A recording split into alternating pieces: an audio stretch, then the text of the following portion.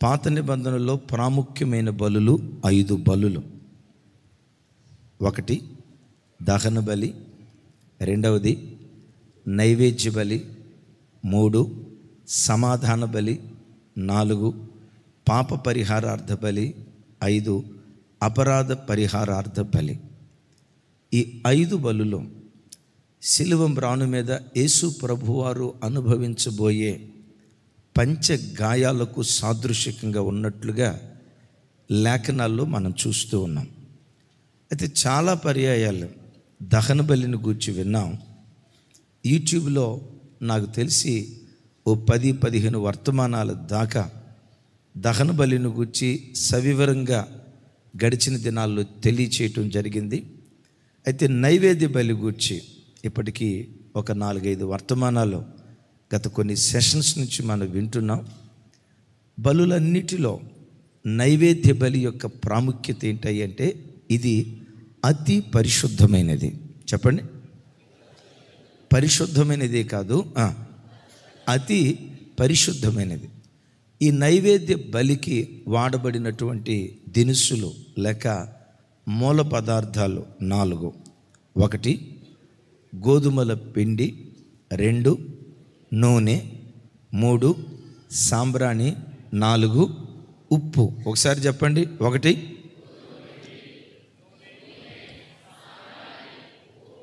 ఇంకోసారి పెద్దగా చెప్పాలి.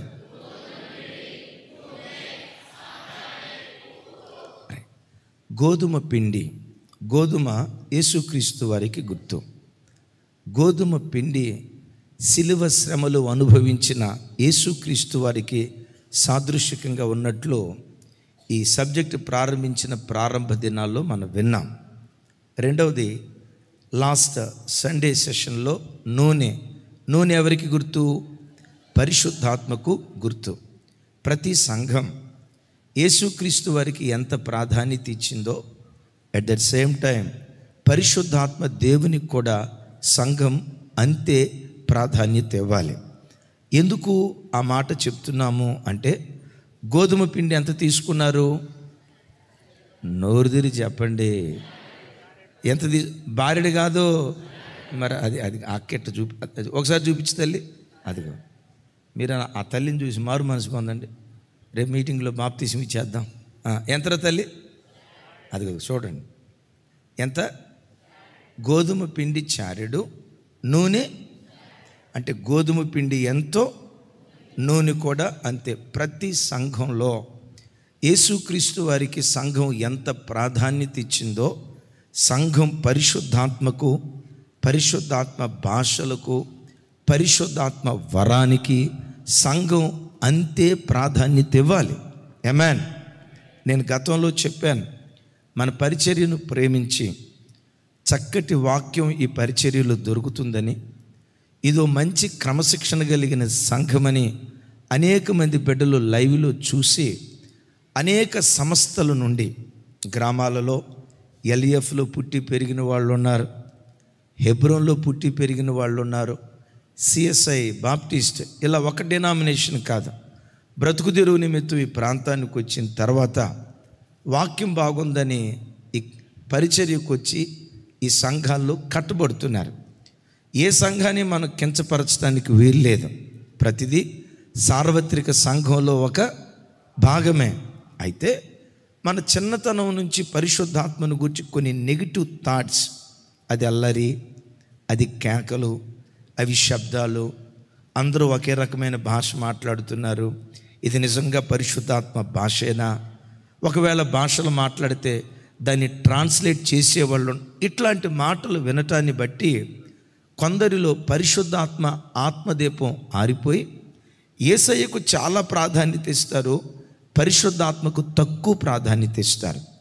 ఒక వ్యక్తి అతి పరిశుద్ధత వైపు నడిపించబడాలంటే యేసుక్రీస్తు వారికి ఎంత ప్రాధాన్యత ఇచ్చాడో పరిశుద్ధాత్మ దేవునికి కూడా సంఘం, ఒక విశ్వాసి అంతే ప్రాధాన్యత ఇచ్చేవాడిగా ఉండాలి. చప్పలు కొట్టు దేవునికి స్తోత్రాలు చెప్దాం గట్టిగా, హల్లెలూయా. రైట్. అతి పరిశుద్ధ ఈ నైవేద్య బలిలో వాడబడిన 3వ పదార్థం సాంబ్రాణి. చెప్పండి. విచిత్రం చూడండి, ప్రత్యక్ష గుడారంలో లేక సొలొమోను కట్టించిన మందిరంలో ముఖద్వారం దగ్గర బలిపీఠం ఉంటుంది. బలిపీఠం దగ్గర ఎప్పుడు నిరంతరము బలులు జరుగుతాయి. వధించబడిన గొర్రెపిల్ల కానీ, గోవుల్లో మగది కానీ బలిపీఠం దగ్గర వధించబడుతుంది. వధించబడిన ఆ బలి పశువు యొక్క మాంసం బలిపీఠం మీద కాలుస్తారు. కొన్ని సందర్భాల్లో ఆ బలి పశువును వధించేటప్పుడు వచ్చిన రక్తం ఉంటుంది చూసారా, బలిపీఠం చుట్టూతో ప్రోక్షిస్తారు. నేను ఒక మాట అడుగుతాను, మాంసంలో నుంచి ఇంపైన సువాసన వస్తుందా? అదో రకమైన వాసన వస్తుందా? అదో రకమైన ఏంటమ్మా వాసన ఒకసారి చెప్పండి. రక్తం చుట్టూతో పోసాం, రక్తం చుట్టూతో పోసిన తర్వాత ఆ రక్తం ఎండిపోయి ఆ స్థలంలో నుంచి ఏ వాసన వస్తుంది? ఒకసారి ప్రయత్నం చేయండి.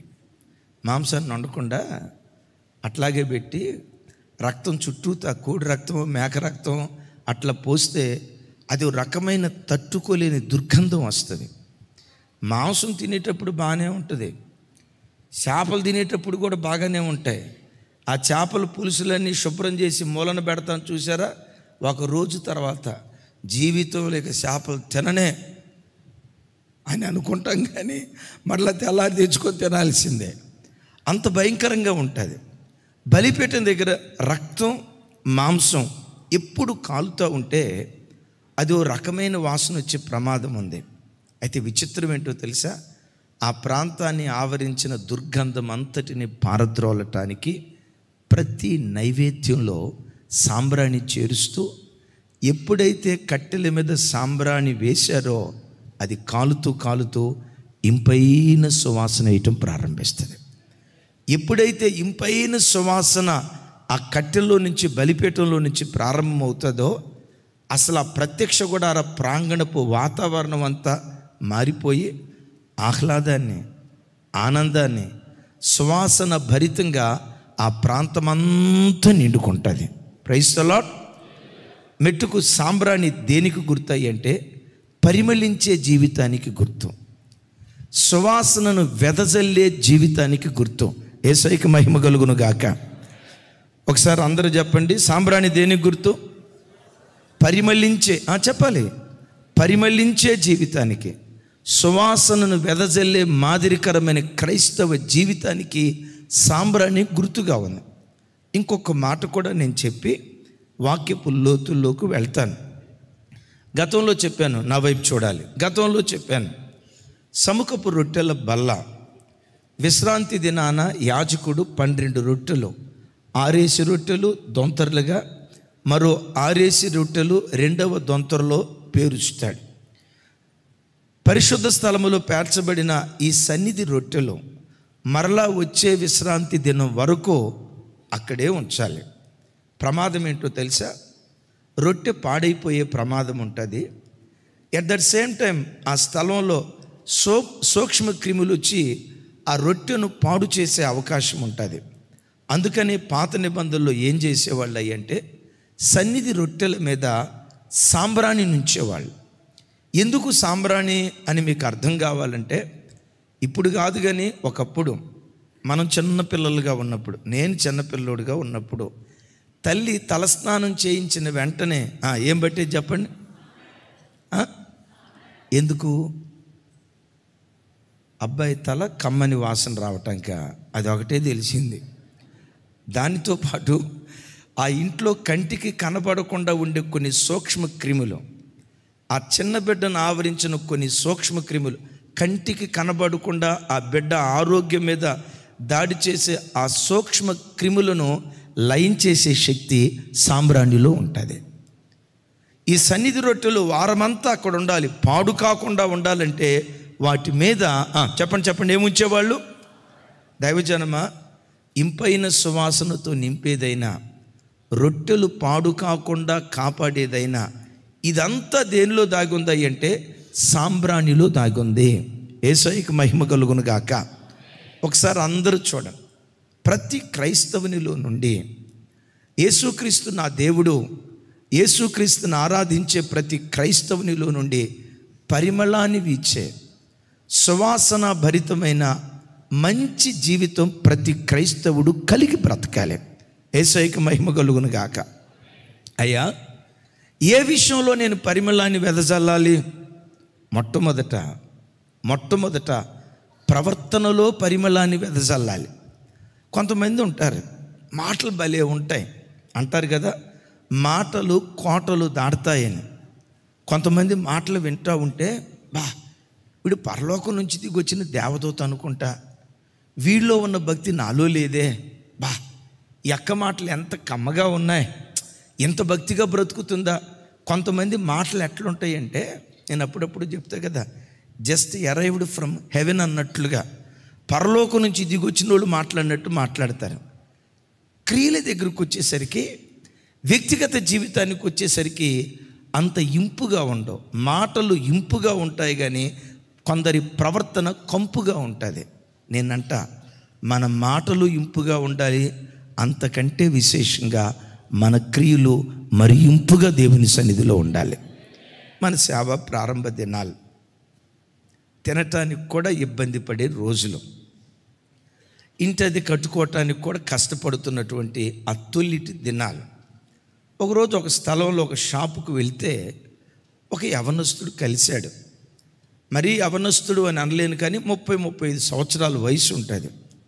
ఆ బిడ్డతో మాట్లాడుతూ ఉంటే, ఆ బిడ్డ మాటలు వింటా నేను అనుకున్నాను, ప్రభా, వీడికొన్న మాటకారితనం నాకు కూడా ఉంటే ఇంకెంత చక్కగా వాక్యం చెప్పగలను కదానని ఆ బిడ్డ మాటలు వింటా భలే ఆశ్చర్యపోతున్నా. అన్న, ఒకప్పుడు నా పరిస్థితి ఎట్లా అంటే, భయంకరమైన చీకట్లో బ్రతికేవాడిని. దేవుని వాక్యం ఆ రోజు నన్ను దర్శించింది. ఇలా మారిపోయిన నాటు నుండి నేను ఇలా బ్రతుకుతూ ఉన్నా. ఒకరోజు ఆరాధనలో ఉంటుండగా పరిశుద్ధాత్మ కొరకు కనిపెడుతున్నా. ఆత్మదేవుడు అలా దిగొచ్చాడన్న. ఆత్మ నా మీదకి దిగొచ్చినప్పుడు కరెంట్ షాక్ కొట్టినట్లు అనిపించిందన్న. ఆ రోజు నుంచి ఎలా మారిపోయానన్నా, అలా మారిపోయానన్నా అని ఆ బిడ్డ మాటలు చెప్తూ ఉంటే, నాకు నిజంగా చెప్తున్నాను, దేవదూత మాట్లాడినంత ఇంపుగా ఉంది. బ్రదర్, ఏం చేస్తారు మీరు? ఈ ప్లాస్టిక్ టబ్బులు, కంపెనీస్లో ఈ కెమికల్స్ తీసుకొచ్చే టబ్బులు ఉంటాయి కదా, ఆ బిజినెస్ చేస్తానన్నా అన్నాడు. మంచి తమ్ముడా అంటే, ఈలోపు ఏమన్నాడు తెలుసా అన్న, అందరూ దాన్ని 700 రూపాయలకి అమ్ముతారైతే, నేనైతే మన క్రైస్తవ బిడ్డలకి 450 రూపాయలు 500 లోపే అమ్ముతున్నాను అన్నయ్య, పలానోళ్ళకి ఇచ్చాను అన్నాడు. ఆ రోజుల్లో కాస్త ప్లాస్టిక్ టబ్బులు అవసరం అయ్యి, తమ్ముడా నాకు ఒక 2 టబ్బులు కావాలా అన్నా, మీకైతే 400కే ఇచ్చేస్తానన్నా. వద్దులే తమ్ముడా, నాకు అంతే తక్కువేం వద్దు, 450కి అమ్ముతానన్నావు కదా, ఇదిగో 900 ఇస్తున్నా. రూపాయి చిల్లర పైసలు పోగేసి పోగేసి 900 ఇచ్చా. అన్న, రేపు తీసుకొస్తానన్నా అన్నాడు. అద్భుతం. 900 తీసుకొని ఇప్పటికి 15 సంవత్సరాలు అవుతుంది, ఈ రోజు వరకు కనపడలా. మీకేమన్నా అడ్రస్ తెలిస్తే నాకు చెప్పండి. ఆ అబ్బాయి కనపడితే పేరు అడుగుతారా? నాకు కూడా తెలియదు. కొంతమంది మాటలు బాగుంటాయి. గాంధీ గారితో ఒకరోజు మాట్లాడుతుంటే, మహాత్మా గాంధీతో ఆ యవనస్తుడు అన్నారట, మహాత్మా గాంధీ గారు, యేసు ప్రభు అంటే మీకు చాలా ఇష్టం, సుగుణాల సంపన్నుడు, సద్గుణ రాశి, ఆయన చక్కటి శ్రేష్టమైన గుణగణాలు కలిగిన వాడు అని మీరు అంటున్నారు కదా, మీరెందుకు క్రైస్తవులు కాకూడదు అని గాంధీ గారిని అడిగారట. అప్పుడు గాంధీ గారు అన్నారట, ఒక్క క్రైస్తవుని చూయించు, క్రీస్తును పోలిన జీవితం జీవించే క్రైస్తవుని ఒక్కడిని చూపించు, ఉన్న పాటున నేను క్రైస్తవుడిగా మారిపోతాను అన్నాడట. ఆమెనా? నాకు ఆమెనంటానికి నోరు రాల. నిజమే, నా బోధ బాగుండొచ్చు, బోధ ఉన్నంత అందంగా బ్రతుకుండదు. మన వినే వాక్యం అద్భుతమైందే, వినిన వాక్యానికి తగినట్లుగా మన జీవితం లేక, మన ప్రవర్తనలో పరిమళం వీయక, పరిమళాన్ని వీచే ప్రవర్తన లేక, చాలా సందర్భాల్లో మనలను బట్టే దేవుని నామం దూషించబడుతుంది. ఇంకొక మాటలో చెప్పాలంటే, మనలను బట్టే రొట్టెగా పిలువబడుతున్న యేసుక్రీస్తు వారు, రొట్టెగా పిలువబడుతున్న సంఘానికి అవమానం వస్తూ ఉంది. ఏంటయ్యా యేసుక్రీస్తు గొప్పతనం అని అంటారా? యేసుక్రీస్తు నా వైపు చూడు. యేసుక్రీస్తు ప్రవర్తనలో పరిమళాన్ని వీచాడు. ఈ సృష్టిలో ఒకడున్నాడు, ఆదాము కాలం మొదలుకొని నేటి వరకు ప్రతి వానిలో వాడు తప్పు చూపించినోడే. దేవారాత్రుల్లో నేరారోపణ చేయటమే వాడు పని. ఒక్కొక్క వ్యక్తిలో ఒక్కొక్క లోపాన్ని ఎండగట్టి చెప్పటమే వాడు పని. వాడు ఉద్భవించిన నాటి నుండి నేటి వరకు వీడు మంచోడు, ఈ సిస్టర్ మంచిది, ఈ బ్రదర్ మంచోడు అని వాడి పాపపు నోటితో ఒక్కళ్ళను గూర్చి కూడా మంచి చెప్పలేదు. దేవారాత్రుల్లో వాడు నేరారోపణ చేసేవాడట. ఎవడు వాడు చెప్పండి? అదిగో, థ్యాంక్ యూ. ఎవరు వాళ్ళు? అపవాది అయిన సైతాన్. విచిత్రం తెలుసా? ప్రపంచంలో అందరి మీద నేరారోపణ చేశాడు, కానీ యేసుక్రీస్తు మీద మాత్రం వాడు ఏ నేరారోపణ చేయలేకపోయాడు. ఓ రోజు సమాజ మందిరంలో దయ్యం పట్టిన వాడు ఒకడు ఉంటే, యేసు ప్రభు అక్కడ నిలవబడి ఉంటే సైతాన్ గాడు అంటాడు, నాతో నీకేం పని? మమ్మలను వెళ్ళగొట్టడానికి ఇక్కడ కూడా నీవు వచ్చావా? నీవు దేవుని పరిశుద్ధుడు అని నేను ఎరుగుదును అంటాడు. ఒకసారి చెప్పండి, ఏమంటాడు? నువ్వు ఎట్టాడావో నాకు తెలియదా? నీ బతుకు ఎట్టాడుదో నాకు తెలియదా? అక్కడేం చేసావో నాకు తెలియదా? ఇక్కడ తెల్లబట్టలు వేసుకున్నావు కానీ, పెద్ద భక్తుల్లా కనపడుతున్నావు కానీ, దేవదూతలాగా మాట్లాడుతున్నావు కానీ, నీ బ్రతుకేంటో నాకు తెలీదా అని యేసు ప్రభు వారి గురించి అపవాది మాట్లాడలా. నీవు దేవుని పరిశుద్ధుడవని, నీవు దేవుని కుమారుడవని నేను ఎరుగుదును. నీవు మమ్మను నశింప చేయటానికి వచ్చావు, ఇంకా సమయం రాలేదు కదయ్యా, అప్పుడే ఎందుకు మమ్మల్ని వెళ్ళగొడతావు? నీవు దేవుని పరిశుద్ధుడివి. నేనంట ప్రపంచంలో అందరి మీద నేరారోపణ చేయగలిగాడు, కానీ యేసు మీద ఏ నేరారోపణ చేయలేకపోయాడు. ఎందుకో చెప్పమంటారా? యేసుక్రీస్తు నామం పోయబడిన పరిమళ తైలము వంటిది. చెప్పండి ఆమేనని గట్టిగా. ఏమని చెప్పాను? మొత్తం యేసుక్రీస్తు వారి నామం అంటే గుణం. ఆయన ప్రేమ ఎవరిలో ఉంది చెప్పండి? ఆయన పరిశుద్ధత ఎవరిలో ఉంది చెప్పండి? ఆయన సాత్వికం, ఆయన ఓర్పు, ఆయన దీర్ఘశాంతం, ఆయనలాగా దీనత్వం కలిగిన వ్యక్తి ప్రపంచంలో వెతికితే ఆయనలాగా బ్రతికిన వ్యక్తి ప్రపంచంలో ఎవరున్నారు? అందుకనే పరమగీతాల్లో చూస్తాం కదా, ఆయన నామం, ఆయన గుణం పోయబడిన పరిమళ తైలము వంటిది. Praise the lord. నామము దేని గుర్తు అని చెప్పాను? గుణానికి గుర్తు. బిడ్డలారా, నీ గుణం పరిమళ తైలం లాగుండాలి. నీ గుణాన్ని గురించి ప్రజలు మాట్లాడేటప్పుడు, ఎంత ఓర్పు కలిగిందో ఆ సిస్టరో, ఎంత సాత్వికురాలో ఆ సిస్టరో, మందిరానికి వచ్చి ఆ యవనమ్మాయి ఎక్కడ డాగు మచ్చ లేని ఒక పవిత్రమైన జీవితం. దేవుని యవన బిడ్డ అంటే అట్లా ఉండాలా? క్రైస్తవ బిడ్డలంటే అట్లా ఉండాలి. అలాంటి ప్రవర్తనలో పరిమళాన్ని వీచే క్రైస్తవులు ఏ ప్రాంతంలో ఉంటారో ఆ ప్రాంతం అంతా దేవుని రాజ్యం వ్యాపించటానికి దేవుడు కృప చూపిస్తాడు. సాక్ష్యం లేని క్రైస్తవులు లక్షల మంది ఉన్నా, సాక్ష్యం లేని క్రైస్తవుడు క్రైస్తవ్యానికి విఘాతం. మందిరానికి వచ్చి త్రాగుబోతుగా బ్రతికేవాడు క్రైస్తవ్యానికి నష్టం. మందిరానికి వచ్చి గయ్యాలితనంతో బ్రతికే స్త్రీ క్రైస్తవ్యానికి నష్టం. మందిరానికి వచ్చి సాక్ష్యం లేని జీవితం జీవించే క్రైస్తవుడు ఉద్యోగ స్థలాల్లో లంచాలు తీసుకుంటూ, వడ్డీ వ్యాపారం చేస్తూ, పోలీస్ స్టేషన్ల చుట్టూతో తిరుగుతూ, అత్తాకోడల మధ్యలో గొడవ వివాదాలు పడుతూ, గమనించండి, దేవుని వాక్యానికి మాదిరిగా ఒక క్రైస్తవుడు బ్రతకపోతే అలాంటి క్రైస్తవుల ద్వారా సంఘానికి విఘాతం కలుగుతుంది, రొట్టె పాడైపోతుంది. నేనంట ఒక సాక్ష్యం కలిగిన జీవితం ప్రపంచాన్ని ఎంత ప్రభావితం చేస్తుందో ఆశ్చర్యం. ఇది నిజమా? ఎంత గొప్ప చరిత్ర ఉందా? ఆశ్చర్యం కలుగు చేసే ఒక సంఘటన. ప్రపంచ దేశాల్లో ప్రపంచ దేశాలకు యేసుక్రీస్తును పరిచయం చేసిన దేశాల్లో 2 ప్రాముఖ్యమైన దేశాలు. Number 1 England, number 2 America. ఈ 2 దేశాల ద్వారానే ప్రపంచానికి సువార్త అందింది. అయితే విచిత్రం ఏంటో తెలుసా? ఇంగ్లాండ్ దేశానికి మన దేశం కంటే చాలా ఆలస్యంగా యేసుక్రీస్తు సువార్త వచ్చింది. దరిదాపుగా క్రీస్తు శకం 500 సంవత్సరం వరకు ఇంగ్లాండ్ దేశం దేవుడు లేని దేశం. చెప్పండి. దేవుడు లేని దేశం. ఇంగ్లాండ్ దేశాన్ని పరిపాలన చేసిన రాజుల్లో క్రైస్తవ్యాన్ని అంగీకరించిన మొట్టమొదటి రాజు ఏథెల్బెర్త్ ఆఫ్ కెంట. క్రైస్తవ్యాన్ని స్వీకరించిన మొట్టమొదటి క్రైస్తవ రాజు. ఒకసారి స్క్రీన్ మీద చూడండి తమ్ముడు, చూపించి ఆయన ఫోటో చూడండి.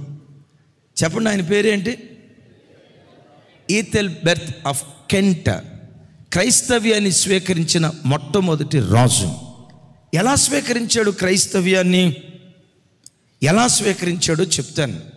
ఆ రోజుల్లో ఫ్రెంచ్ దేశాన్ని పరిపాలన చేస్తున్న ఒక రాజ కుటుంబం ఉంది. ఆ రాజ కుటుంబంలో పుట్టిన ఒక యవ్వన అమ్మాయి, 15 సంవత్సరాల వయస్సు. ఆ అమ్మాయిని వివాహం చేసుకోవాలి అని అనుకున్నాడు. కబురు పంపించాడు.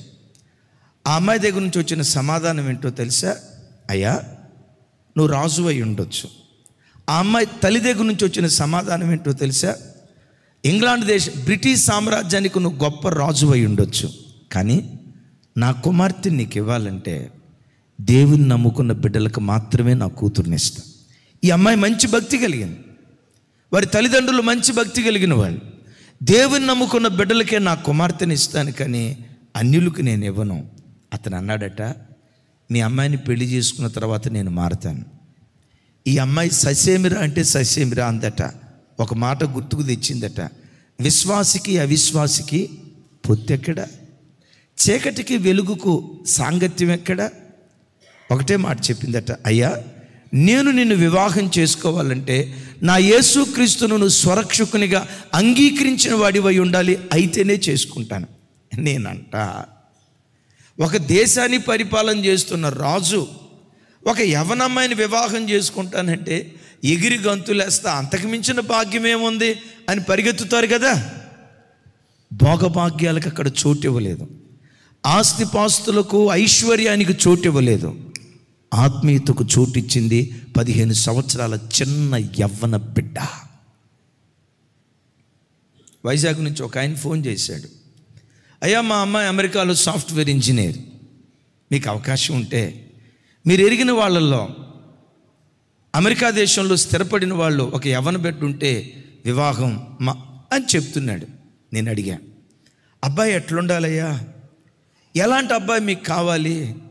ఆయన చెప్తూ నా ఇంటికి రాబోయే అల్లుడు, నా కుమార్తెకు భర్త కాబోయేవాడు, వారు లక్షాధిపతి కావాలి అనేది కాదు నా మనసు, నా ఆలోచన. నా ఇంటికి రాబోయే అల్లుడు మంచి ఆత్మీయుడై ఉండాలి, ప్రార్థనాపరుడై ఉండాలి, దైవభక్తి కలిగిన వాడై ఉండాలి, ప్రతి ఆదివారం మందిరానికి వెళ్ళేవాడై ఉండాలయ్యా అని చెప్తూ ఇప్పటికీ 7-8 సంబంధాలు వచ్చాయి. కొందరు మందిరానికి వెళ్ళని వారు, అయినా కోట్లకు లక్షలకు పడగెత్తిన వాళ్ళు.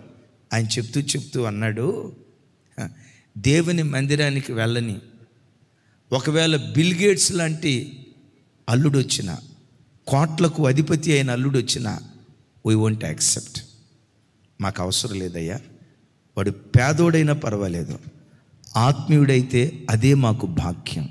నాకు ఆ మాట విని, దేవా, ఈ కాలంలో కూడా ఈ ఆత్మీయతకు ఇంత అగ్రపట్టం కట్టి బ్రతికే వ్యక్తులు ఉన్నారా? ఆశ్చర్యం అనిపించింది. మా కుమార్తె సాఫ్ట్వేర్ ఇంజనీర్గా స్థిరపడిందయ్యా, మా ఇంటికి రాబోయే అల్లుడు ఆత్మీయుడై ఉండాలి. ఈ 15 సంవత్సరాల అమ్మాయి, నువ్వు ప్రభువు నమ్ముకుంటేనే నేను వివాహం చేసుకుంటానంటే మొత్తానికి నేను అంగీకరిస్తాను, సరే నువ్వు వచ్చిన తర్వాత ఆ తర్వాత నేను ఆ ప్రభువుని అంగీకరిస్తానులే అని ఆ కండిషన్ మీద పెండ్లి జరిగింది. ఏథెల్బెర్త్ బెర్తా అనే బిడ్డలకి. ఇది క్రీస్తు శకం 585 సంవత్సరంలో జరిగింది. ఈ అమ్మాయి వచ్చిన వెంటనే ఆయనే మారల.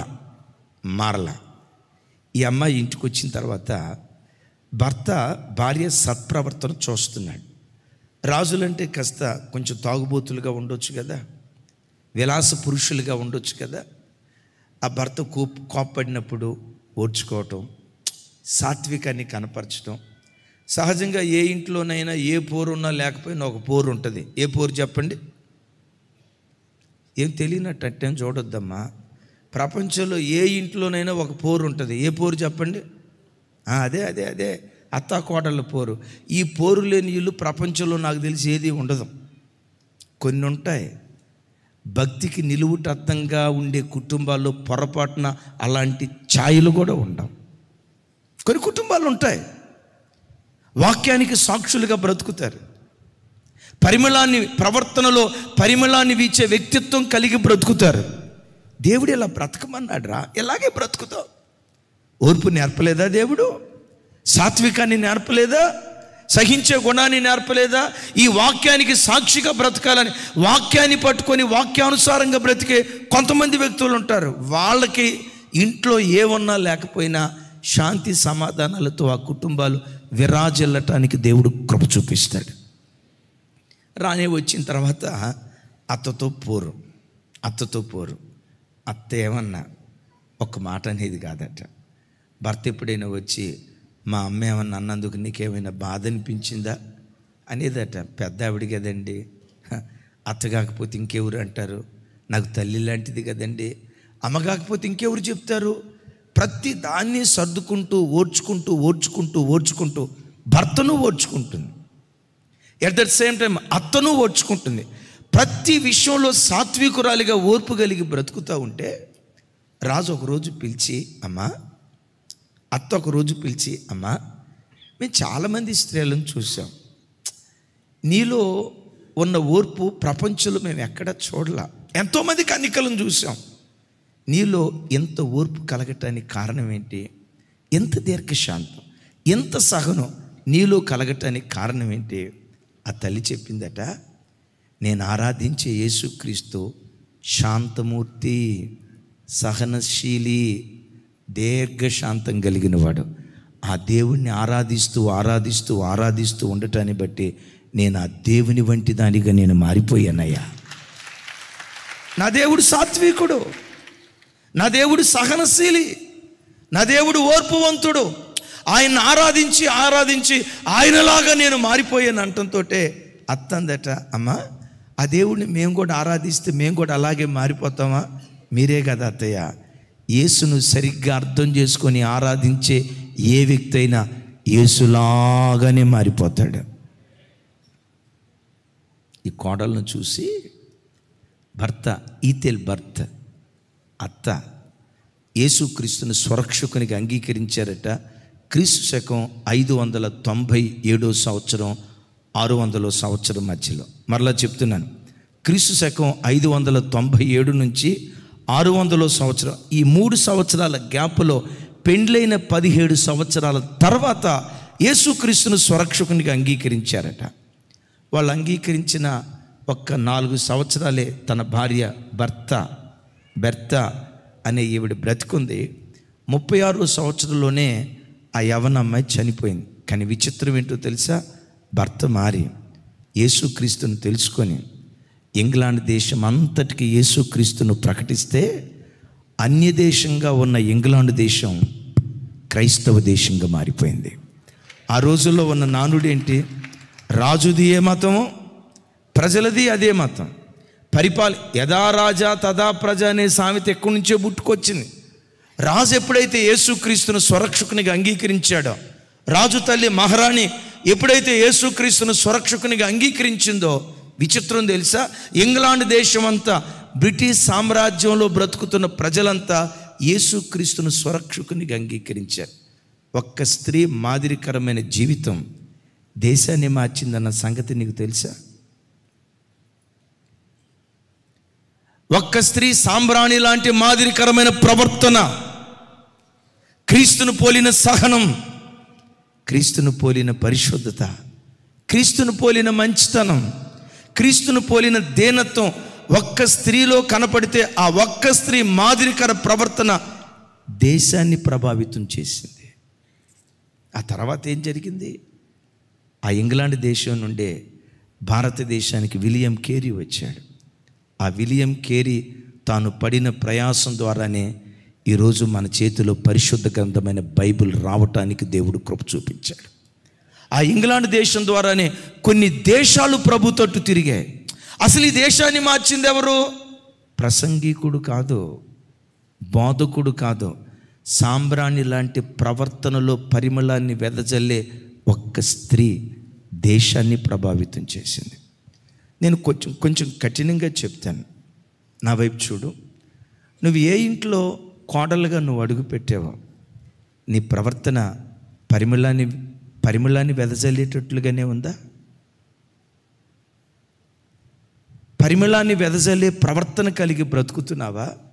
వేరు తూనికరాలు తూస్తూ బ్రతుకుతున్నావా? నీ ఇంటి వారిని ఒక రకంగా తూస్తూ, భర్త ఇంటి వారిని ఇంకో రకంగా తూస్తూ, నీ తల్లి కష్టం వస్తే అల్లాడిపోయి నీ తర్వాత మాట చెప్పండి, ఏదో చెప్పబోతున్నాను. నీ తల్లి కష్టం వస్తే అల్లాడిపోయి ఇంట్లో అత్త కష్టం వస్తే ఇది చేస్తే బాగుండు ముసలిది. మన కరోనా కాలంలో ముసలోళ్ళు అందరూ రాలిపోయారు, ఈ ముసలిద రాలదే, గట్టిపెండం మొండిపెండమా అని నేనంట. ఇలాంటి మాదిరికరత లేని క్రైస్తవురాలని బట్టి ఎవడు మారుతాడు? ఒక ఆయన సాక్ష్యం చెప్తున్నాడు. నేను పచ్చి తాగుబోతున్నాయా, మన సంఘానికి వచ్చేబెట్ట, నేను పచ్చి తాగుబోతున్నాయా, మా కొడుకు నేను దేవుని నమ్ముకున్న అమ్మాయినే చేసుకుంటానా, దేవుని నమ్ముకున్న అమ్మాయిని పొరపాటును చేసుకునని రాజీ పడకుండా కరాఖండిగా చెప్పాడు. వాడి కోసం దేవుని నమ్ముకున్న అమ్మాయిని చేసుకో. అయితే అద్భుతం, మా కోడలు మా ఇంటికి వచ్చిన తర్వాత మా కోడలు ఓర్పు, మా కోడలు సాత్వికం, మా కోడలు దీనత్వం, మా కోడలు మంచితనం చూసిన తర్వాత క్రైస్తవులంటే ఎలా ఉంటారా, క్రైస్తవులే ఎంత మంచిగా ఉన్నారంటే ఆ క్రైస్తవులు ఆరాధించే దేవుడు ఇంకెంత మంచిగా ఉంటాడోనని నా కోడలను చూసి మారు మనసు పొంది మన సంఘంలో బాప్తిస్మం తీసుకున్నానన్న. కావాలి క్రీస్తుకి ప్రవర్తనలో పరిమళాన్ని వెదజల్లే క్రైస్తవులు క్రీస్తుకు కావాలి. తమ్ముడా, నీ ఉద్యోగ స్థలంలో నీ ప్రవర్తన పరిమళాన్ని వెదజల్లేటట్లుగా ఉందా? నీ మాట తీరు పరిమళాన్ని వెదజల్లేటట్లుగా ఉందా? నిన్ను చూసి క్రీస్తు లాంటి నడకయ్యా వెళ్ళదే, క్రీస్తు లాంటి మాట తీరయ్యా వెళ్ళదే. మనకులాగా పోకిరిగా ప్రవర్తించేవాళ్ళు కాదు, మనకులాగా అల్లరచిల్లరగా వీధులకెక్కి కొట్లాడుకునేవాళ్ళు కాదు. చూడండి వాళ్ళ డీసెన్సీ, చూడండి వాళ్ళ డిసిప్లైన్, చూడండి వాళ్ళ ఓర్పు, చూడండి వాళ్ళ మాదిరికరమైన ప్రవర్తనని. నీ ప్రవర్తన పరిమళాన్ని వెదజల్లేటట్లుగా ఉందా, దుర్గంధాన్ని వెదజల్లేటట్లుగా ఉందా? ఒక్కసారి ఆలోచించు. ఒక మాట అడుగు, దేవా పరిమళాన్ని వీచే ప్రవర్తన నాలో కనపడినట్లుగా నన్ను బలపరిచాయా. ఒక్క మాట అడుగు. ఏమడుగుతావు తెలుసా? ఈ భూమి మీద బ్రతికిన కాలమంతా నీలాగా నేను బ్రతకాలేసయ్యా, నీలాగా నిన్ను జీవించాలేసయ్యా. ప్రజలు నాలో నిన్ను చూసే కృప దయచేయ్యా, నీ పోలికను నీ స్వభావాన్ని చూసే కృప దయచేయ్యా. అట్టి దివ్యమైన జీవితం దేవుడు మనకు దయచేయనట్లు చప్పట్లు కొడుతూ స్తోత్రాలు చెప్దాం. నంబర్ 1, ప్రవర్తనలో పరిమళాన్ని వెదజల్లాలి. రెండవది, ఆరాధనలో, కృతజ్ఞత ఆరాధనలో పరిమళించే కృతజ్ఞత, పరిమళించే కృతజ్ఞత. చూడండి ఆ మాట, ఆదికాండం 8వ అధ్యాయం 18వ వచనం నుండి 22వ వచనం వరకు. ఆదికాండం, నాతో కలిసి అందరూ చెప్పండి. కాబట్టి నోవాహును అతనితో కూడా అతని కుమారులను అతని భార్యయు అతని కోడండ్రును బయటికి వచ్చింది. ప్రతి జంతువును, ప్రాకు ప్రతి పురుగును, ప్రతి పెట్టయు, భూమి మీద సంచరించుచున్నవన్నీ వాటి వాటి జాతుల చొప్పున ఆ ఓడలో నుండి బయటికి వచ్చాను. అప్పుడు నోవాహ్ యెహోవాకు బలిపీఠము కట్టి పవిత్ర పశువులలోనూ పవిత్ర పక్షులన్నిటిలోనూ కొన్ని తీసుకొని ఆ పీఠము మీద దహన బలి అర్పించెను. అప్పుడు యెహోవా ఇంపైన సువాసనను ఆగ్రానించి, ఏం ఆగ్రానించాడట? ఆ సువాసన ఎలా ఉందట? ఇంపైన సువాసన. ఏంటి ఆ ఇంపైన సువాసన ఇచ్చిన బలి? నోవాహు కుటుంబాన్ని జలప్రలయంలో దేవుడు కాపాడాడు. దేవుని కాపుదల తలపోస్తూ నోవాహు అతని కుటుంబీకులు చేసింది ఏంటో తెలుసా? బలిపీఠం కట్టి ఆ బలిపీఠం మీద పవిత్ర పశువులను పవిత్ర జంతువులను బలిపీఠం మీద బలిగా అర్పించారు. ఈ బలికి నేను పెట్టే పేరేంటో తెలుసా? కృతజ్ఞతా బలి. చెప్పండి, పెద్దగా చెప్పాలి. ఏ బలి? కృతజ్ఞతా బలి. ఎందుకు బలిపీఠం కట్టావయ్యా? నోవాహు గుండెల్లో ఒక ఏడ్పు. జలప్రలయంలో నా కళ్ళు చూస్తుండగా భూమి మీద ఉన్న సమస్త ప్రజలు హతులైపోయారయ్యా. జలప్రలయంలో కొట్టుకొని పోయారయ్యా. నా ఒక్క కుటుంబం మీదే నువ్వు దయాదృష్టి నిలిపి జలప్రలయంలో నుంచి నువ్వు నన్ను తప్పించావు, నా పిల్లల్ని తప్పించావు, మమ్మల్ని సజీవులుగా నువ్వు నిలవబెట్టావు. ఏమిచ్చి నీ రుణం తీర్చుకోగలమయ్యా అని కృతజ్ఞత తెలియచేయటానికి బలిపీఠాన్ని కట్టి బలి అర్పించాడు. దేవుడు చేసిన మేళను జ్ఞాపకం చేసుకుంటూ అర్పణ అర్పించడానికి బలిపీఠాన్ని కట్టి అర్పణ అర్పించాడు. ఆ అర్పణ అర్పిస్తూ ఉంటే అది యెహోవాకు ఇంపైన సువాసనగా ఉందట. యేసయ్యకి మహిమ కలుగును గాక. దైవజనమా, ప్రభు బిడ్డలుగా నీ జీవితంలో కూడా, నీ జీవితంలో కూర్చున్నా లేచినా త్రోవను వెళ్తున్నా ప్రతి క్షణం నువ్వు పుట్టిన నాటి నుండి నేటి వరకు దేవుడు నీకు ఏ ఏ మేలు చేశాడో ఆయన చేసిన ప్రతి ఉపకారాన్ని తలపోస్తూ నీ హృదయమే ఒక బలిపీఠంగా మారి, హృదయపు బలిపీఠం దగ్గర నుంచి కృతజ్ఞతా స్తోత్రాలు బయలుదేరితే ఆ కృతజ్ఞతా స్తోత్రాలు దేవుడైన యెహోవాకు ఇంపైన సువాసనగా ఉంటాయట. చెప్దాం గట్టిగా, ఆమేన్. నీ హృదయంలో నుండి బయలుదేరే ఆ కృతజ్ఞతా శబ్దం, ఇన్ని ఉపకారాలు నా బ్రతుకులో చేస్తూ వచ్చావయ్యా, నువ్వు చేసిన మేళకై కృతజ్ఞతలని ఏ హృదయం కృతజ్ఞతతో నిండుకుంటుందో, కృతజ్ఞతతో నిండుకున్న హృదయము దేవునికి ఇంపైన సువాసన వంటిది. చప్పలు కొడుతూ దేవునికి స్తోత్రాలు చెప్దాం. గత మాసాంతర కూటంలో చాలాసార్లు చెప్పాను, కృతజ్ఞతా స్తుతి దేవునికి ఎంత ప్రీతికరమైనదంటే, ఎద్దు కంటేనూ కొమ్ములు డెక్కలు కలిగిన కోడె కంటేనూ కృతజ్ఞతా స్తుతి యెహోవాకు ప్రీతికరమైనదట. ఓ 10 లక్షల రూపాయలు దేవునికి నువ్వు కానుక పెట్టిన దానికంటే దేవుని సన్నిధిలో మోకరించి, దేవా, సిలువలో నువ్వు చిందించిన పవిత్ర రక్త ధారల ద్వారా రక్షణను నాకు భిక్షగా దయచేసావు, నీకు కృతజ్ఞతలేసయ్యా. విగ్రహారాధికుణ్ణి, నిజదేవుడు ఎవరో తెలియక దైవము కాని వాటిని ఆరాధించేవాడిని, త్రాగుబోతుగా బ్రతికేవాడిని అయ్యా, తిరుగుబోతుగా బ్రతికేవాడిని అయ్యా. నీ రక్షణే నాకు దొరక్కపోతే దైవము కాని వాటిని ఆరాధిస్తూ బ్రతికేదాన్ని కదయ్యా. నీ రక్షణే నాకు దొరకపోతే ఏ సినిమా హాల్ చుట్టూతో నువ్వు తిరిగేవాడిని కదయ్యా. నీ రక్షణే నాకు దొరకపోతే ఏ త్రాగుబోతుగానో తిరుగుబోతుగానో తిరుగుతూ జీవితాన్ని నాశనం చేసుకునేవాడిని కదయ్యా. నా దీపాన్ని వెలిగించింది నీవు పెట్టిన రక్షణ భిక్షే కదా, నాకు ఇచ్చిన రక్షణకై స్తోత్రాలు. సిలువలో నువ్వు చిందించిన పవిత్ర రక్త ధారల కొరకై స్తోత్రాలని మోకరించి దేవుని సన్నిధిలో నువ్వు దేవునికి కృతజ్ఞతలు చెప్తే ఆ కృతజ్ఞతా స్తుతి యెహోవాకు ఇంపైన సువాసనగా ఉంటుంది. Praise the lord. సైతాన్ గాడు ఎప్పుడు ఏం చేస్తాడో మీరు ఎరుగుదురా? దేవుడు చేసిన వాటిని జ్ఞాపకం తెచ్చుకొనివ్వడం, దేవుడు ఎన్ని మహోపకార్యాలు చేశాడో వాటిని గుర్తుకు తెచ్చుకొనివ్వకుండా ఆ క్షణం, ఆ నెల, ఆ రోజు, ఆ సంవత్సరం ఏదో ఒక కష్టం ఉంటుంది కదా, ఆ కష్టాన్ని నీ కళ్ళ ముందు పెట్టి చూడు ఏం చేశాడు దేవుడు నీకు, చూడు ఏమిచ్చాడు దేవుడు నీకు, చూడు ఈరోజు నీ కుటుంబంలో ఏ కష్టం ఉందో ప్రస్తుతం అప్పుడు నువ్వు అనుభవిస్తున్న కష్టాన్నే నీ కళ్ళ ముందుంచి దేవుడు చేసిన మహోపకార్యాలు మరిచేటట్లుగా సైతానుగాడు చేస్తాడు. ఒకరోజు ఒక తల్లి ఏడ్చుకుంటా వచ్చిందట, అయ్యా, దేవుడు నన్ను మర్చిపోయాడు, దేవుడు నాకు ఏ మేలు చేయలేదు. నా కొడుకు ఉద్యోగం కోసం సంవత్సరం నుంచి ప్రార్థన చేస్తున్నా. వాళ్ళకు ఉద్యోగాలు వచ్చాయి, వీళ్ళకు ఉద్యోగాలు వచ్చాయి, వాళ్ళ పిల్లల ప్రమోషన్ పొందుకున్నారు. ఎంత ప్రార్థన చేసినా ఎందుకో నా కొడుకు విషయంలో దేవుడు అన్యాయం చేశాడు. దేవుడు నాకు ఏ మేలు చేయలేదయ్యా, అసలు దేవుడు నా బ్రతుకులో మేలు చేయటమే మానేశాడయ్యా అని కాస్త ఆయాసపడతా మాట్లాడుతుందట.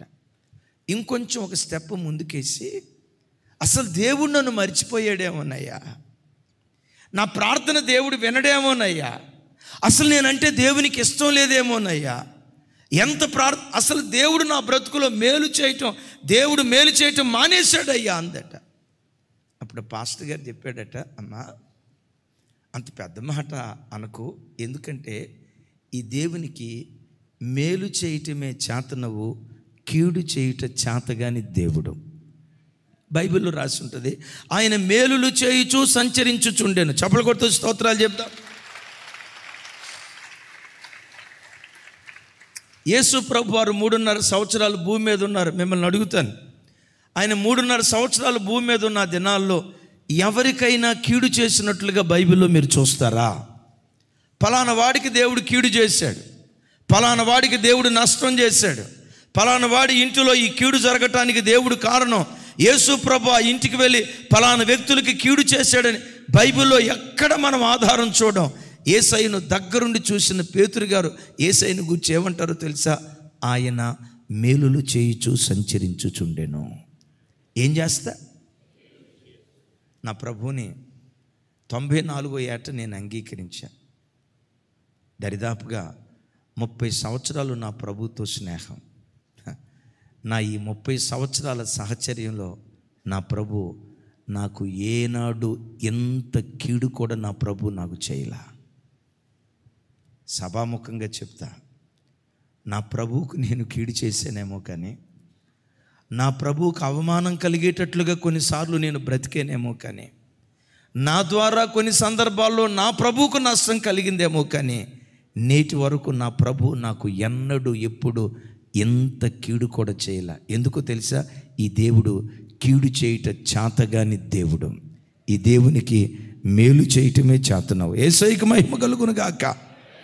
అయితే ఈ బిడ్డ నాకు మేలు చేయట్లేదయ్యా, దేవుడు నన్ను మర్చిపోయాడయ్యా అని అంటే, అప్పుడు అన్నాడట, అమ్మ ఇంటికి వెళ్ళి పుట్టిన నాటి నుండి, ఇదిగో అబ్బాయి విషయంలో దేవుడు కార్యం చేయాల, నేను కాదంట్లా, పుట్టిన నాటి నుండి ఇదిగో అబ్బాయికి ముందు వరకు నీ జీవితంలో దేవుడు ఏ మేలు చేశాడో వాటన్నిటిని గుర్తుకు తెచ్చుకుంటా పేపర్ మీద పుట్టిన నాటి నుండి నేటి వరకు దేవుడు చేసిన మేళలో ఒక 100 మేళ్ళు పేపర్ మీద రాసుకొని రమ్మ, ఒకసారి నేను చదివి ప్రభుని స్తుతిస్తాను అని అంటే, సావుకుని మాట కాదనక మొత్తానికి ఇంటికి వెళ్ళిందట. పేపర్ తీసుకుందట, డైరీ తీసుకుందట, పెన్ను తీసుకుందట. పుట్టిన నాటి నుండి గతంలో దేవుడు ఏ మేలు చేశాడో ఒక్కొక్కటి గుర్తుకు తెచ్చుకుంటుంది. ఈ బిడ్డ పుట్టినప్పుడట, చిన్నప్పుడు అదేదో జ్వరం వచ్చిందట.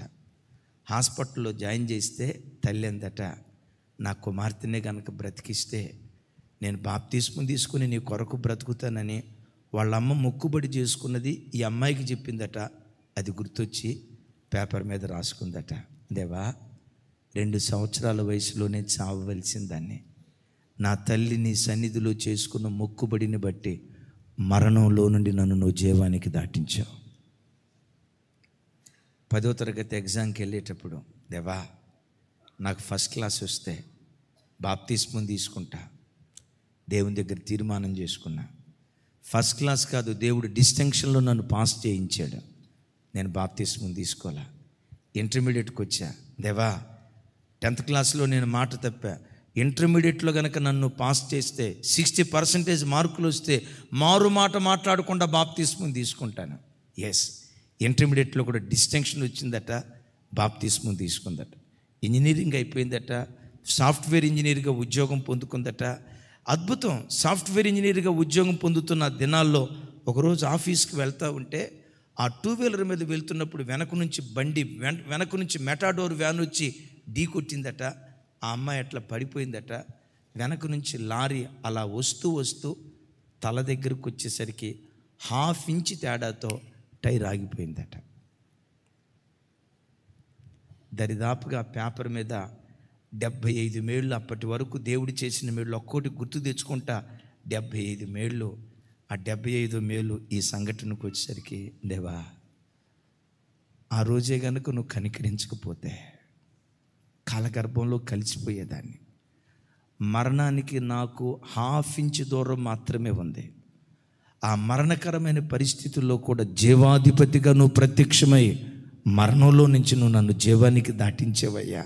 అయ్యా నాకే మేలు చేయలేదే నేను అన్నానే, నన్ను క్షమించయ్యా, నా బుద్ధిహీనతను క్షమించయ్యా.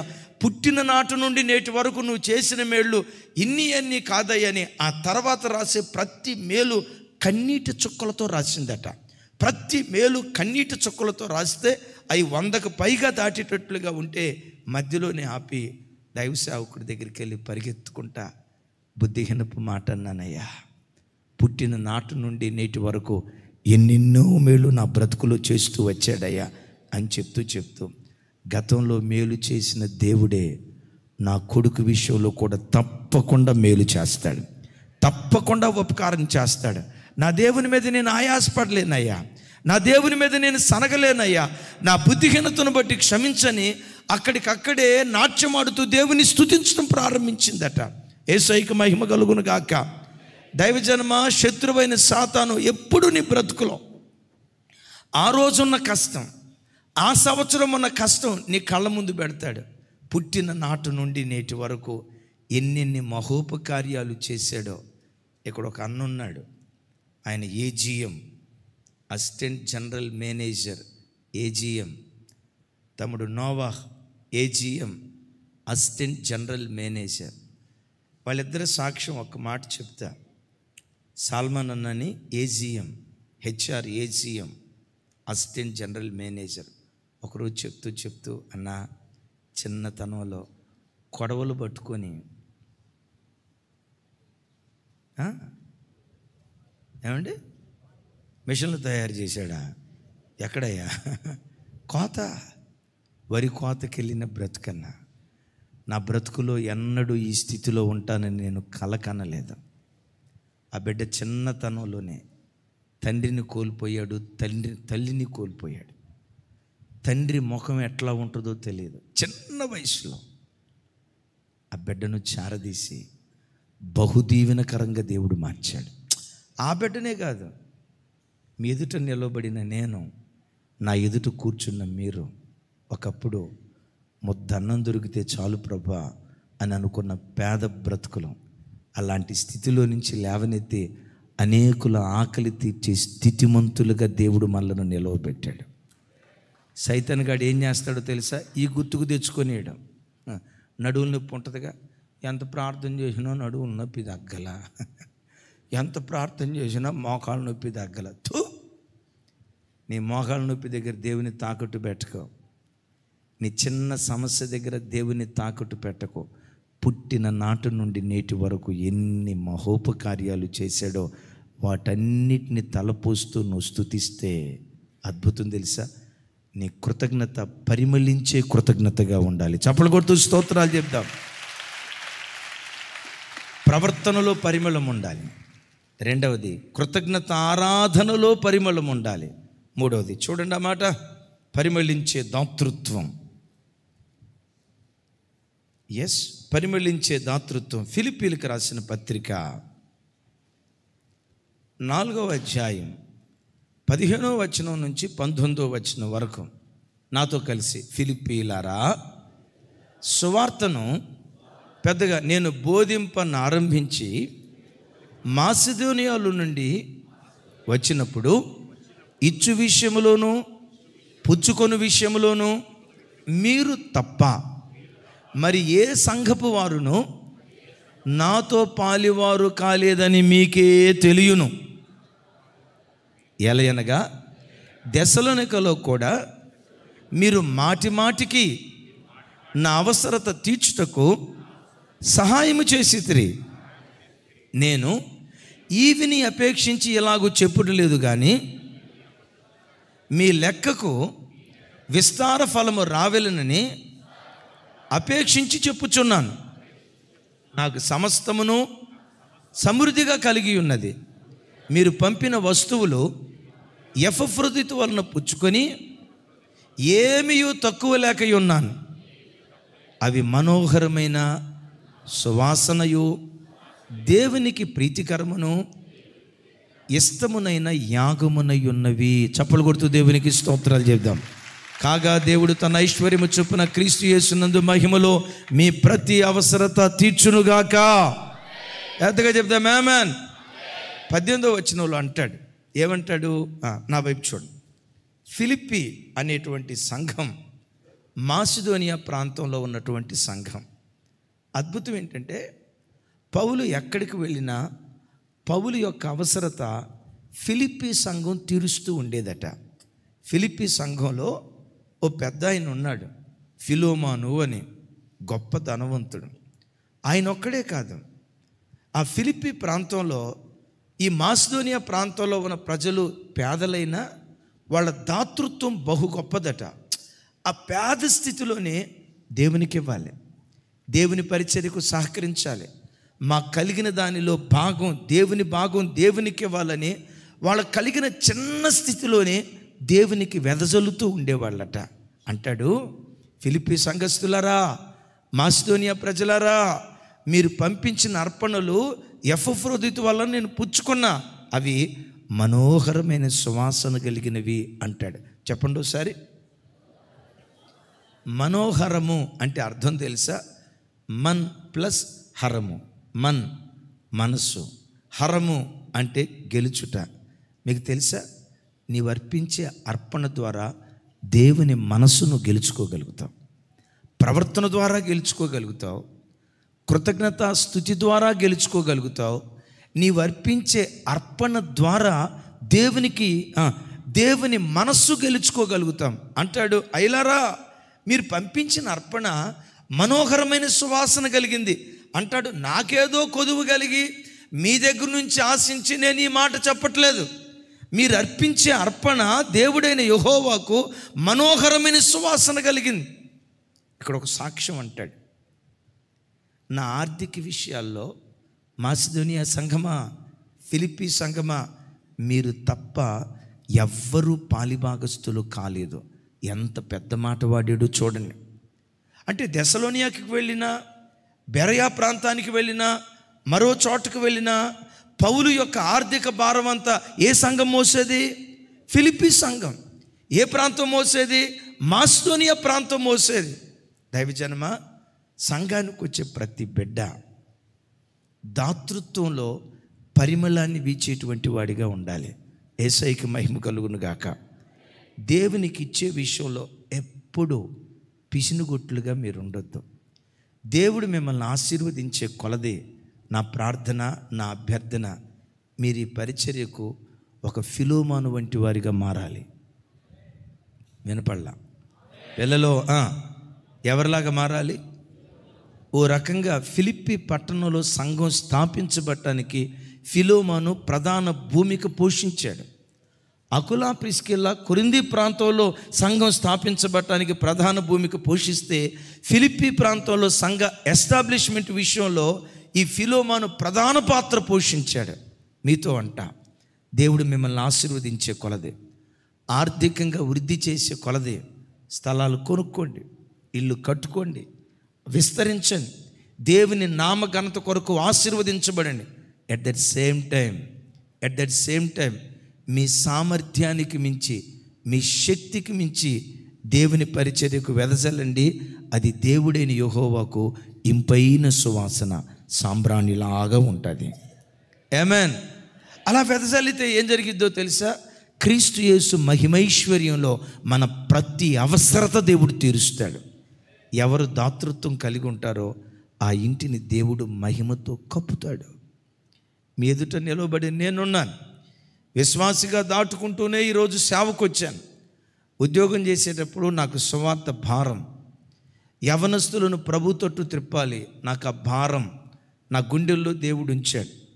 నేను ఆర్టీసీకి రాస్తూ చెక్కడపల్లిలో ఉండేవాడిని. ఆదివారం సాయంత్రం యవనస్తులు కూడికి ఏర్పాటు చేసేవాళ్ళం. ఆ రోజుల్లో వారానికి వచ్చి 300-400 రూపాయలు ఖర్చు అయ్యేది. ఆ ఖర్చు అంతా ఇది 400, 300 అంటంతో ఇప్పుడు ఆఫ్టర్ ఆల్ అనిపించవచ్చు.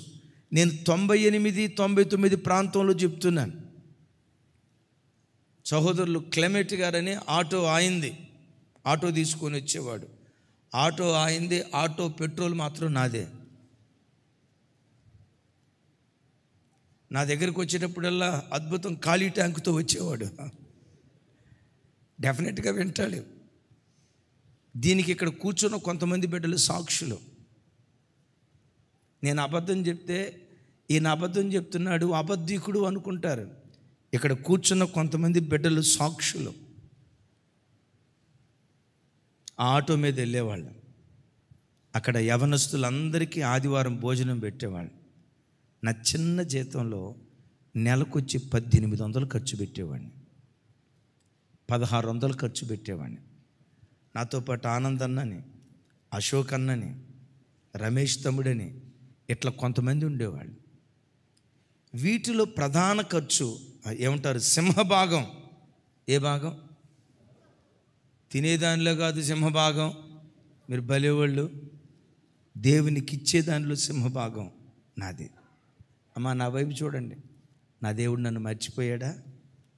నా యవ్వన కాలంలో నా ప్రభువుకు నా పేద స్థితిలో చేసింది, నా పేద స్థితిలో చేసింది, నా కష్టంలో ప్రభు కొరకు చేసింది. యవన బిడ్డలకు సువార్త ప్రకటించాలి. ఎప్పటికీ పిసినారితనం ఎట్లుంటుందో ఈ బ్లడ్లో లేదు. దేవుని కృపను బట్టి పిసినారితనం ఎట్లుంటుందో దాచుకోవటం ఈ రక్తంలో లేదు. ఆ రోజుల్లో తెలిసి తెలియని వయసులో దేవుడంటే ఆ పిచ్చి ప్రేమ, దేవుడంటే హృదయంలో ఉన్న ఆ పిచ్చి ప్రేమను బట్టి చేసింది. కృపగల దేవుడు జ్ఞాపకం చేసుకుని ఈ పరిచర్య కొరకు ప్రాణం పెట్టే యవ్వన బిడ్డలను ఈరోజు వరంగా దేవుడు దయచేశాడు. పరిచర్య అంటే పరిగెత్తుకుంటూ చాలామంది అడుగుతారు, అన్న ఇన్ని స్వార్థ కూడికలు ఎట్లా మీరు పెట్టగలుగుతున్నారు? మొదట దేవుని కృప అయితే, రెండవది సంఘం చేసే ప్రార్థన అయితే, మూడవది యవ్వన బిడ్డలు పరిచర్యలో వెన్నుదన్నుగా ఉంటారు, వెన్నుదన్నుగా ఉంటారు. ఒక్క మాట చెప్తే తిన్నా తినకపోయినా, ఉన్నా లేకపోయినా, అక్కడ ఉండటానికి అనుకూలతలు లేకపోయినా, మీరు మీటింగ్ జరిగే స్థలాల్లో రాత్రిపూట వచ్చి చూడండి, ఒక్కొక్కళ్ళు పండుకున్న విధానం చూస్తే వరద బాధితులు. ఒంటి మీద సరైన సొక్కాయి ఉండదు. అద్భుతం. దోమలు ఒక్కొక్కటి ఏకల సైజు ఉంటుంది. అవి కొడుతున్న గురకలు పెట్టి నిద్రపోతారు. నేను అనుకుంటా ఇదో కృప. బిడ్లరా, మీకు కలిగిన దానిలో సింహభాగం దేవుని సేవకు వెదజల్లే వారిగా ఉండండి. అది దేవుడైన యెహోవాకు ఇంపైన సువాసన, మనోహరమైనది అని మాట్లాడతాడు. ఎస్, గోధుమ పిండి, నూనె, వాటితో పాటు ఏం చేర్చాలి? సాంబ్రాణి పరిమళాన్ని వీచేది. ప్రవర్తన పరిమళం వేచాలి. కృతజ్ఞతాస్తుతులు పరిమళాన్ని వీచేటట్లుగా ఉండాలి.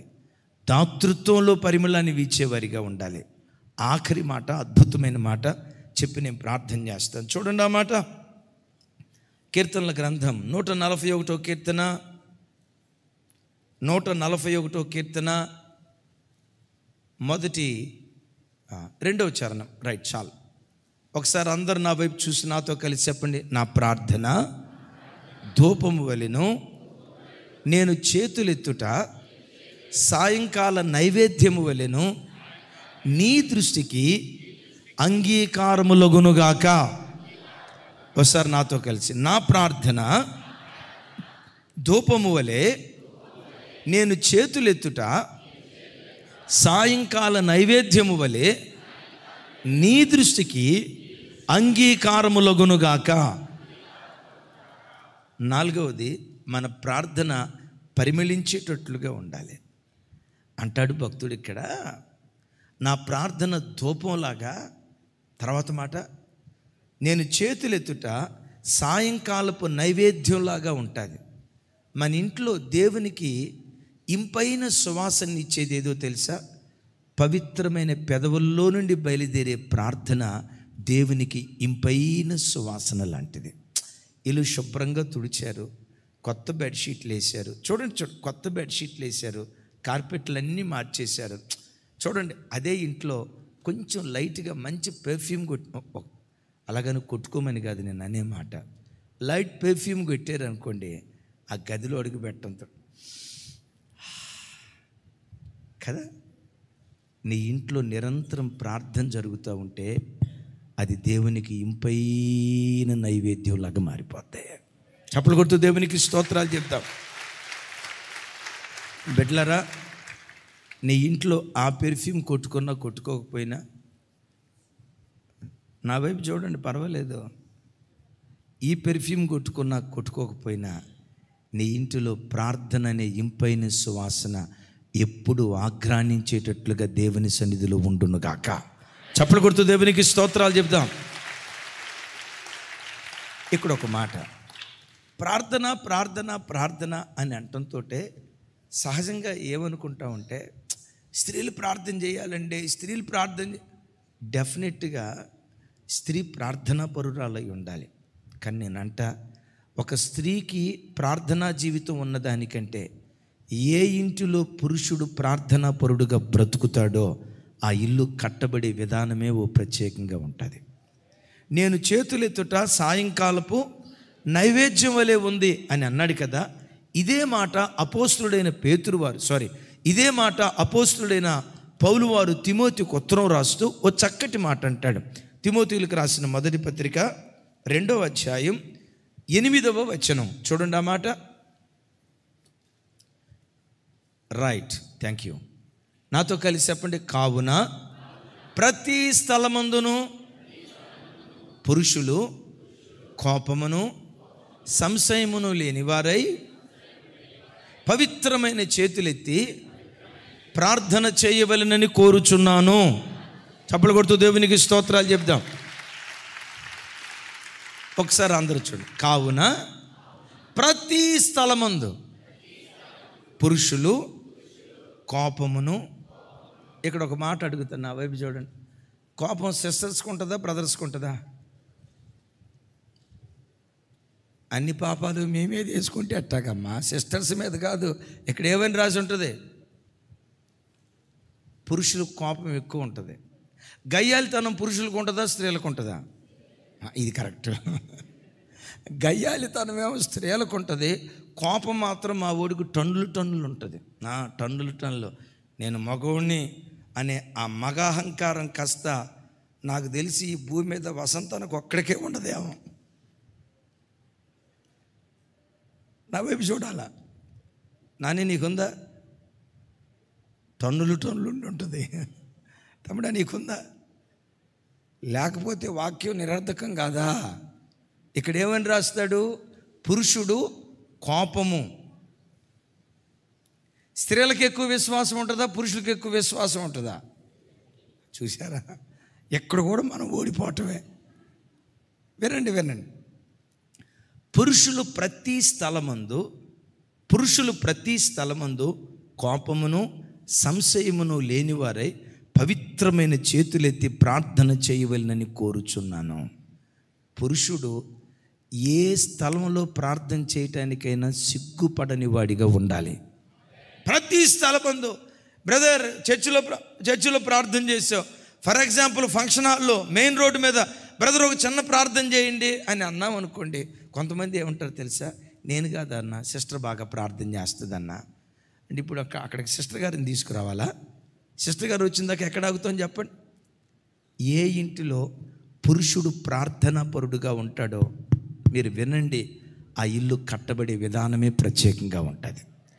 ఆ ఇంట్లో పిల్లలు పెరిగే విధానమే. అట్లాగని స్త్రీకి ప్రార్థన అవసరం లేదని కాదు. నేను ఎందుకు ఈ మాట? సహజంగా స్వభావ సిద్ధంగా 90% స్త్రీలకు ప్రార్థన మనసు తెలియకుండా గుండెల్లో దేవుడంటే ఒక పిచ్చి ప్రేమ ఉంటుంది. ఆ ప్రేమ లేని యెజబేలు కొంతమంది ఉంటారు, అది వేరే సంగతి. అలాగని అందరూ దేవదూతలని నేను అనలేను. అందరూ దేవదూతలు అయితే యెజబేలు ఎందుకు ఉంటుంది? అందరూ దేవదూతలు అయితే లోతు భార్య ఎందుకు ఉంటుంది?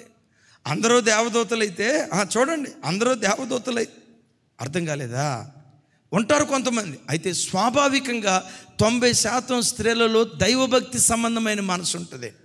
ఒక స్త్రీ భక్తి పరురాలిగా బ్రతికిన దానికంటే, ప్రార్థనా పరురాలిగా బ్రతికిన దానికంటే పురుషుడు ఇంటిలో మోకరించి 2 చేతులెత్తి ప్రార్థన చేస్తూ ఉంటే అది దేవుడైన యెహోవాకు ఇంపైన నైవేద్యంగా కనపడుతుందట.